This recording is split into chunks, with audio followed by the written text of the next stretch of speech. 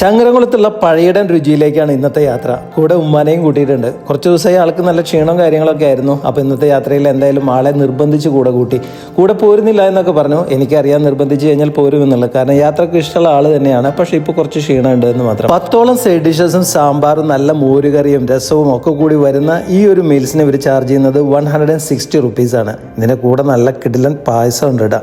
അപ്പോൾ അങ്ങനെ ഇത് നമ്മളെ സദ്യ ഇവിടെ വിളമ്പിക്കഴിഞ്ഞു. ഇനി ഇതൊന്ന് കൂട്ടിക്കുഴച്ച് അടിക്കും. കേരളത്തിലെ പേര് കേട്ട ഒരു പാചകക്കാരൻ്റെ പേരിലുള്ള റെസ്റ്റോറൻ്റ് ആകുമ്പോൾ ഒട്ടും മോശമാവില്ലെന്നറിയാൻ നല്ല പ്രതീക്ഷയിലാണ്. അപ്പോൾ എന്തായാലും നമ്മൾ ഉദ്ദേശിച്ച പോലെ തന്നെ നല്ലൊരു കിടിലൻ സദ്യ.